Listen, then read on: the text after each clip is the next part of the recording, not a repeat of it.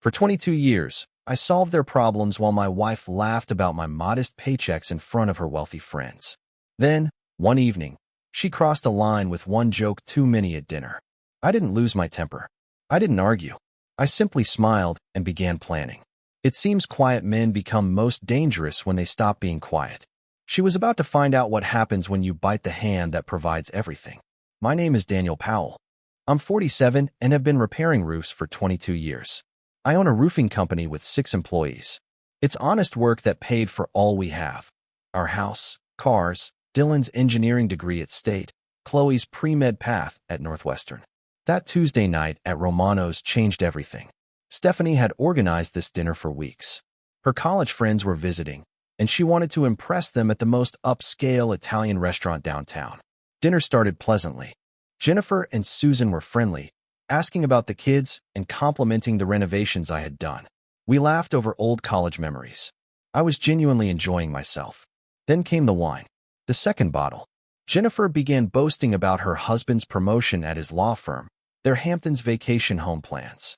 Susan added her husband's new accounting partnership. I noticed that familiar look in Stephanie's eyes, the tightness around her mouth whenever she fell behind in whatever competition she always ran. Well, Stephanie said, swirling her glass. Daniel's doing well with his little roofing business, too. The word little stung, but I continued cutting my chicken parmesan. Construction must pay decently, Jennifer said politely. Oh, it's adorable, Stephanie continued, her voice whiny and loose. His paychecks are so cute, like a starter salary at an entry-level job. The table erupted in laughter. Jennifer nearly choked on her wine. Susan covered her mouth, shoulders shaking with giggles. I set down my fork and really looked at my wife, the woman I'd been married to for 22 years, enjoying her friend's amusement at my expense. I didn't speak. I smiled, reached for my wallet, and called the waiter. Check, please, I said calmly. I paid $238, left a $40 tip, helped Stephanie with her coat, and walked her to the truck. You know I was joking, right? She giggled on the drive home. You're so sensitive, Danny. I nodded. Hilarious, I thought. But something changed inside me that night. Something final, as I listened to Stephanie breathing peacefully in bed. I wasn't focused on her words, but on consequences. 22 years of marriage taught me one lesson. Stephanie never valued what she had until it was gone. The next morning began like any Wednesday. Stephanie slept until 9 o'clock, came downstairs in her silk robe, and made coffee while I finished my eggs and toast. I'd been up since 5:30 reviewing job estimates and checking the weather. Good morning, honey, she said, kissing my cheek as if nothing had happened. Up early again. I nodded, sipping coffee. Got the Henderson roof starting today? Big job, she hummed absently, scrolling through her phone. Then I heard the front door open. Dylan's voice carried through the house. Dad, you home? My son entered, still in his State University sweatshirt, looking tired. Chloe followed, her Northwestern medical school bag over her shoulder. Hey kids, I said, genuinely surprised. What brings you home? Midweek, Dylan grabbed a piece of toast from my plate. Needed to pick up documents for financial aid. The office required updated income verification. Stephanie looked up. Oh, that's nice. How's school? Actually, Chloe said, setting down her bag. We need to talk to both of you about something. Dylan's suddenly serious. It's about money and college costs. My stomach tightened. Had they somehow learned about last night? We've been reviewing our tuition and living expenses, Chloe continued. Dylan's program costs $38,000 per year. My medical school is $46,000. That's over $80,000 annually, Dylan added, looking at Stephanie. And we realized something. Mom, you always talk about managing our finances, but Dad writes every single check. Stephanie's coffee froze halfway to her lips. We checked our payment records, Chloe said quietly. Dad, your business account pays tuition directly. Your personal account covers housing, meal plans, textbooks, everything. Dylan crossed his arms. Mom, your name isn't on any school paperwork. Not as a contributor, not as a guarantor, nothing. Silence fell over the kitchen. Stephanie's expression shifted from confusion to defensiveness, then something like panic. Well, that's just how we manage things, she said, forcing a laugh. Dad handles the technical payments, but it's our money. Is it? Chloe asked softly. Because we also looked up average contractor earnings. Dad's roofing company makes very good money. Dylan nodded. We had spoken to some of Dad's clients when we were home last month. The Hendersons mentioned that Dad's crew had just completed their neighbor's roof for $18,000. The Mitchells said their new roof had cost $22,000. I stayed completely still, watching this conversation unfold. Mom, Chloe said, her voice gentle but firm. We love you, but we need to understand something. Dad is paying for everything, right? The house, cars, our education, everything. Stephanie stood up suddenly. This is absurd. We're a family. We don't keep score like that.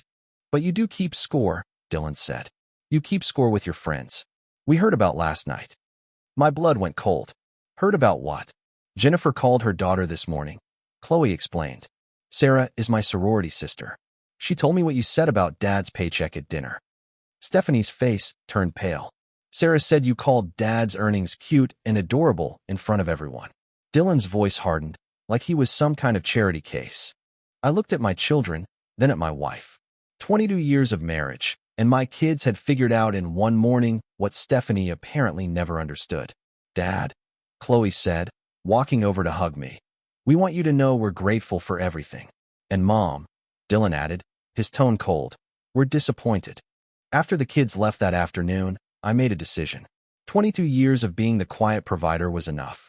I went into my home office and opened my laptop. First stop, our joint checking account. Stephanie was in the living room on the phone with her mother, probably spinning some version where she was the victim. I could hear her high, defensive voice through the walls. I transferred every dollar from our joint account into my business savings, $43,000. Then I moved the money from our shared emergency fund, another $18,000. Finally, I emptied our vacation savings account, money I had been putting aside for a trip to Europe. Stephanie kept talking, unaware I had moved $67,000 total, $112,000. Next, I called my bank and removed Stephanie's access to all accounts where my name was primary. The mortgage, home equity line, investment portfolio, everything. The banker, Mrs. Patterson, was professional but thorough. Mr. Powell, I need to confirm this is your request. You're removing Stephanie Powell's access to all accounts where you are the primary holder. That's correct, I said, effective immediately. And you understand she won't be able to make withdrawals, transfers, or access account info. Perfectly understood. Then I made the hardest call. My insurance agent, Tom Bradley, had handled our policies for 15 years. Tom, I need to make some changes to coverage. Remove Stephanie as a beneficiary on my life insurance policy. There was a pause. Dan, that's a big change. Are you sure? I'm sure. Make Dylan and Chloe beneficiaries, 50-50 split. All right. What about auto insurance? Both cars are on your policy. Key my truck, remove Stephanie's BMW. That leaves her without coverage. Dan, she can get her own policy. After hanging up, I sat in my office chair looking at the bank statements on my screen. For the first time in years, I felt in control of my own money. That evening, Stephanie tried to use her debit card at the grocery store. It was declined. She tried again, thinking it was an error. Declined again. She called me from the parking lot, her voice tight with embarrassment. Daniel, something's wrong with our bank card. It's not working. Which card? I asked, though I knew exactly which one. Our joint checking. The cashier says it's declined, but our paychecks were just deposited. My paycheck was deposited, I corrected, into my business account. Silence. Then what do you mean, your business account? I moved our money into accounts where only my name is on the signature cards. You can't do that. That's our money. Actually, Stephanie, it's my money, the money I earned with my cute little paychecks. I could hear her breathing hard. Daniel, this is ridiculous. Move the money back now. No, I said simply. From now on, you'll need to ask me before spending anything. You can't be serious. Dead serious. Maybe it's time you learn to appreciate those adorable little earnings you find so amusing. I hung up and returned to my paperwork. For the first time in months, I was smiling. Friday morning brought the first real test. Stephanie's weekly hair appointment at Salon Elegance. Her regular $160 session for highlights and styling. I was in the kitchen, sipping coffee when my phone rang. Stephanie's voice was tense. Daniel, I need you to call the salon. My card isn't working, and I'm sitting here with foils in my hair looking ridiculous. What's the problem? I asked, already knowing. My credit card linked to our joint account had been declined. Janet, the salon owner, was being patient, but other clients were waiting. I took a slow sip of coffee. That's unfortunate. Daniel, stop messing around. Call the bank and fix this. There's nothing to fix. Stephanie, the account you're trying to use no longer has your name on it. I could hear Janet softly in the background, probably trying to manage a half-processed client who couldn't pay.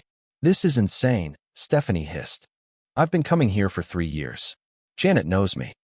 Knowing you and trusting you with credit are two different things, I replied. Maybe you should have thought about that before joking about my income. Daniel, please. People are staring. Just transfer money so I can pay Janet, and we'll discuss this at home. I thought for exactly 3 seconds. No, what do you mean no? I mean no.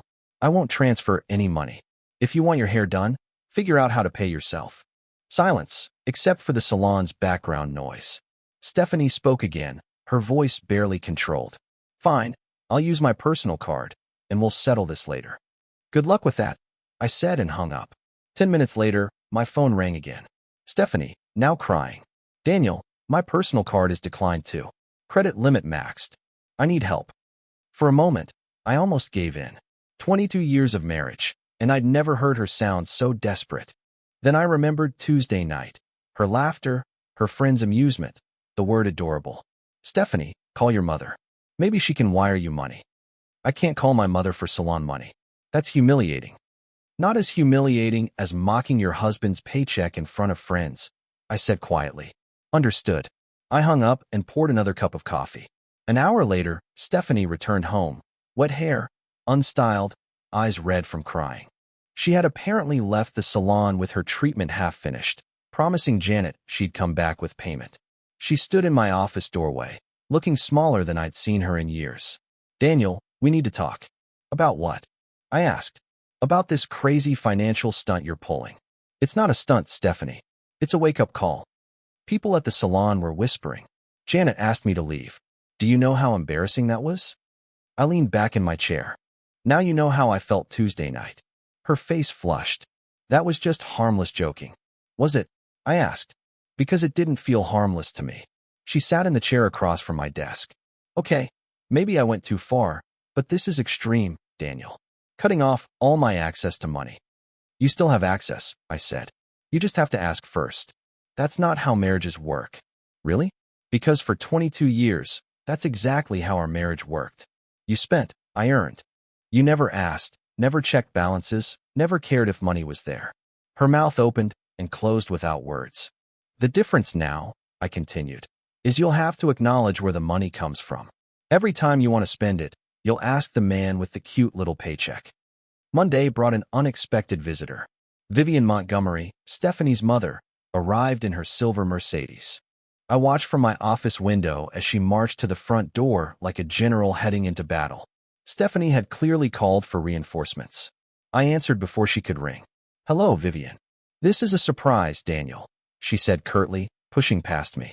We need to talk. Stephanie appeared from the kitchen, eyes red. Mom, thank goodness you're here, Stephanie said, giving me an accusatory glance. Vivian settled into the living room like she owned it. At 69, she still carried the air of old money, despite losing most of their fortune years ago. Daniel, sit, she commanded. Stephanie tells me you've lost your mind. I remained standing. As she spoke, she referred to some trivial dinner conversation and said I was overreacting. Silly, I said, looking at Stephanie. Is that how you described it to your mother? Stephanie looked away. I said there was a misunderstanding. No misunderstanding, I said to Vivian. Your daughter publicly mocked my income in front of friends, calling my paychecks cute and adorable, like I was a child playing dress-up. Vivian waved her hand dismissively. Oh, that women talk, Daniel. It doesn't mean anything. It meant something to me. Well, you're being ridiculous, Vivian snapped. Stephanie says you've cut off all her access to money. That's financial abuse. I sat down across from them. Vivian, let me ask you something. Who pays the mortgage on this house? Well, you do. But, who pays for Stephanie's car, her credit cards, her spa visits, her shopping trips? You do. But that's what husbands do, Who paid for Dylan and Chloe's college tuition? Every semester for the past 3 years. Vivian's mouth went silent. I did, I continued, with my cute little paychecks. The same paychecks Stephanie finds so amusing. Stephanie stood abruptly. This is ridiculous. Mom, tell him he's being unreasonable. But Vivian now looked at me differently. Daniel, how much do you actually earn? Enough to support our children's lifestyle for 22 years without them ever having to work or contribute financially. Stephanie manages the household. Dash, I added, Stephanie spends money. I earn it, manage it, and pay the bills. Vivian turned to her daughter. Stephanie, is this true? Mom, you don't understand. Marriage is a partnership. One works, the other spins, she replied.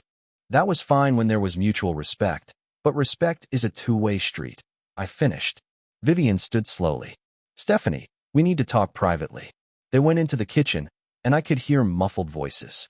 Vivian's tone was sharp and disappointed, Stephanie's defensive, then pleading. When they returned, Vivian looked exhausted. Daniel, I apologize. I didn't realize how things actually work in your household. Stephanie's face was streaked with fresh tears. Mom, you're supposed to be on my side, she whispered. I am on your side, Vivian replied. That's why I'm telling you to fix this before you lose a good man. Tuesday evening, Stephanie made her most desperate move yet. I was in the garage, organizing tools after a long day on the Henderson roof, when she appeared holding something behind her back. Daniel, we need to talk. About what? I asked. She stepped closer, her face a mix of nervousness and determination. About us. About our future. Stephanie, if this is another attempt to restore your bank access, it's not about money. She interrupted. It's about family. She revealed a white plastic stick from behind her back. A pregnancy test. I'm pregnant, she said, watching my reaction carefully. I stared at the test, then at her. You're pregnant? Yes, 8 weeks. I put down my wrench and looked at my wife. Seeks. So you got pregnant around the time you were joking about my income? Timing doesn't matter. What matters is we're having a baby. I took the test from her hand. 2 pink lines. Positive. Something didn't add up. Stephanie, you're 44. We haven't been intimate for months. You've been on birth control for years. These things happen, she said quickly. We need to leave this financial nonsense behind and focus on our growing family. I studied her face. After 22 years of marriage, I knew her tells. The way she touched her neck when nervous, the slight tremor when lying. Show me the doctor's report, I said calmly. What? The blood test from your doctor confirming the pregnancy. Show me the paperwork. Her face went pale. I just took this test this morning. Haven't been to the doctor yet. Stephanie, you found out this morning, and your first thought was to tell me in the garage tonight. Not call your doctor, not schedule an appointment, not tell your mother who was here yesterday. I wanted to tell you first. I pulled out my phone and started typing. Let's call Dr. Peterson's office now and make an appointment. Daniel, it's after hours. They have an emergency line. I kept dialing. Stop, she said, grabbing my phone. Fine. It's not real. I looked at her steadily. The pregnancy test isn't real? The test is real, she broke down crying. I bought it at the pharmacy. They sell positive tests online for pranks. I was desperate. You won't talk to me. You cut off all my money. The kids are mad at me. I thought if you believed we were having a baby, you'd see what's important. I took my phone back and put it in my pocket. What's important, Stephanie, is honesty. Something you seem to have forgotten. I was going to tell you the truth eventually, after I restored your bank access, after I apologized for overreacting to your harmless jokes. She couldn't meet my eyes. Stephanie, you just tried to manipulate me with a fake pregnancy. Do you understand how twisted that is? I'm sorry, she whispered. No, you're not sorry. You're caught. There's a difference. I walked past her toward the house, then stopped. Pack a bag, Stephanie. What? Pack a bag and stay with your mother for a while. I need time to think if this marriage is worth saving. Daniel, please. We can work this out. Maybe we can, but not tonight, and not with you in this house. By Friday, Stephanie's world was shrinking fast. Jennifer hadn't returned her calls since Tuesday. Susan's texts had stopped. Even her book club group chat had gone suspiciously quiet. I was replacing shingles on the Thompson house when Stephanie called, voice trembling. Daniel, something's wrong. None of my friends are answering. Maybe they're busy, I said, securing another shingle. Jennifer was supposed to meet me for lunch today. She didn't show up. I climbed down the ladder. Did you call the restaurant? She canceled last minute. Said something came up. Things come up, Stephanie. Not with Jennifer. We've had lunch every Friday for 2 years. That evening, Stephanie tried organizing her usual wine night. She sent texts to her circle offering to host at our house. The responses were slow. Jennifer had a family obligation. Susan wasn't feeling well. Maria had work. By Saturday, Stephanie was desperate. She drove to Jennifer's house uninvited, something she'd never done before. Jennifer wasn't home. When she returned, her car was in the driveway, lights on upstairs. Maybe she was napping. She saw me, Daniel. She looked out the bedroom window when I rang, then just disappeared. Sunday brought the final blow. Stephanie's book club met monthly at different members' homes. This month was supposed to be at ours. Saturday evening, she received a group text.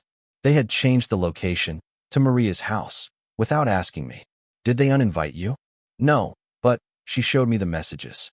Everyone responded enthusiastically about the new location.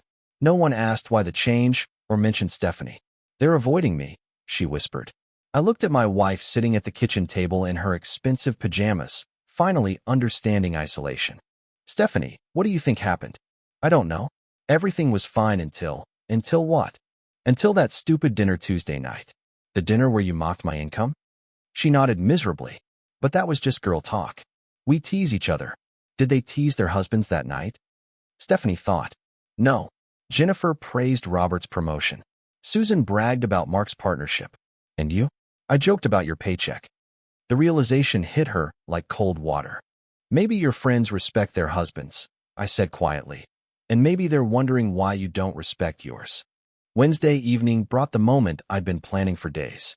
Stephanie had been begging me to take her out somewhere, anywhere, to prove we were still a functioning couple. Isolation from friends had left her desperate for social contact. Please, Daniel, just dinner, Romano's, like we used to. I agreed, but with conditions. You pay for dinner tonight. What? You keep saying you want to contribute. Tonight's your chance. Daniel, you know I don't have access to our accounts. That personal credit card is maxed out. Then figure something else out. She spent an hour on the phone with her bank, somehow getting a temporary credit increase.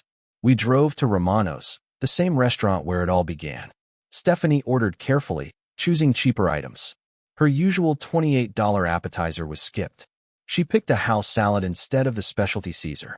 Halfway through dinner, Jennifer and Susan entered with their husbands. They spotted us, but sat across the room. Oh God, Stephanie whispered. They're here. Go say hello, I suggested. I can't. Not after how they've been avoiding me. I watched Jennifer and Susan laugh with their husbands, clearly enjoying their evening. Robert was telling a story that had Jennifer wiping tears. Mark held Susan's hand across the table. Stephanie, look at them. Really look. She glanced reluctantly. See how they treat their husbands? They're just having dinner. Jennifer hangs on Robert's every word. Susan laughs at Mark's jokes. They show respect and admiration. Stephanie looked down at her salad.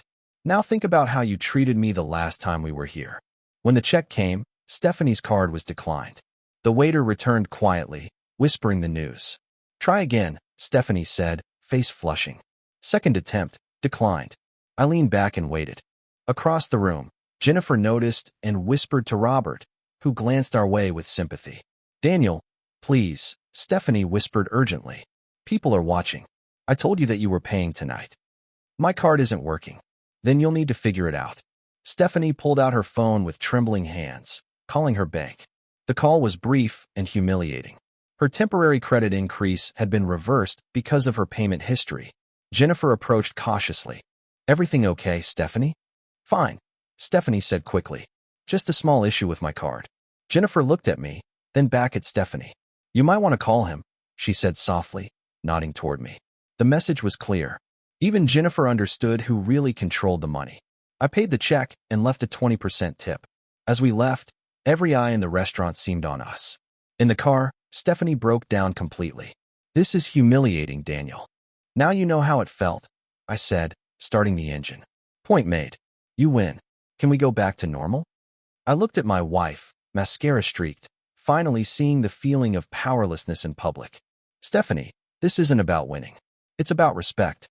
2 weeks later, Stephanie made her last desperate attempt at reconciliation.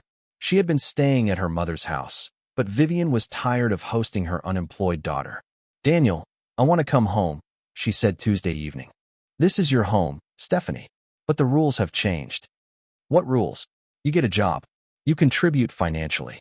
You show respect to the man who supported you for 22 years. "I don't know how to get a job. I haven't worked since before Dylan was born." "Then you'll learn. Daniel, please. I've been thinking about my mistakes. I understand now." "Do you? I took you for granted. I shouldn't have joked about your income." "It wasn't joking, Stephanie. It was cruel."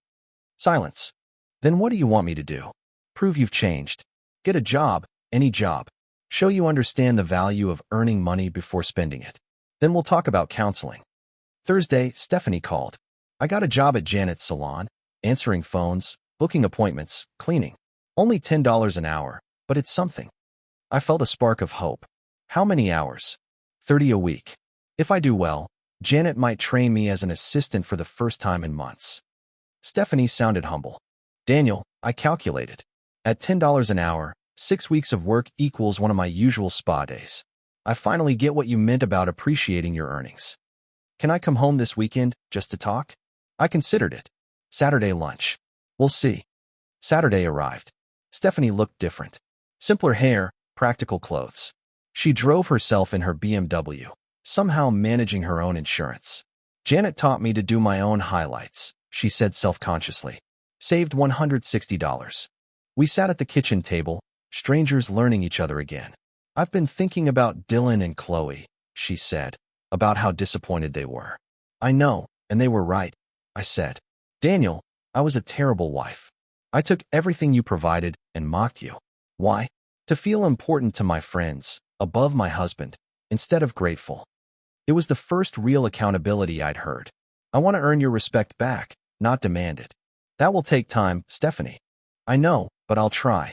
I looked at her, really looked. Smaller, humbler, more real than the woman who mocked me at Romano's. "Marriage counseling," I said, weakly. "And you keep the job." "Deal." "And Daniel?" "Yes. If you ever disrespect me publicly again, we're done. No second chances." "I understand." 8 months later, our marriage had transformed. Stephanie kept her word. Promoted to assistant manager at the salon, earning $15 an hour. Paying her own gas, lunches, small indulgences. The woman who once spent $300 on dinner now clipped coupons and compared prices. Counseling had been brutal.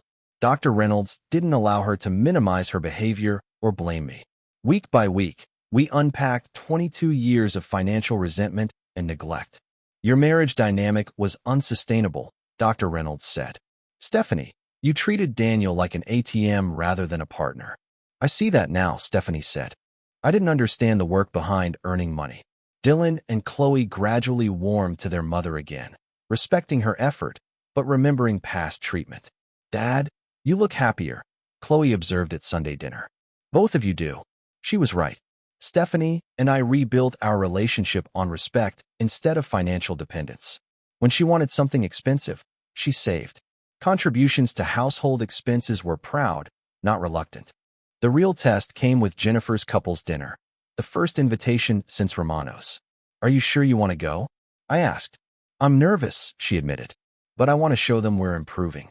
At dinner, Stephanie was different. She spoke with pride about her salon job. When Jennifer mentioned her husband's business success, Stephanie complimented both instead of competing. Daniel's roofing company landed 3 major contracts that month. She said, "I'm so proud of how hard he works." Simple words, but meaningful. Driving home, Stephanie reached over and held my hand. "Thank you for not giving up, for saving us. I love you, Daniel.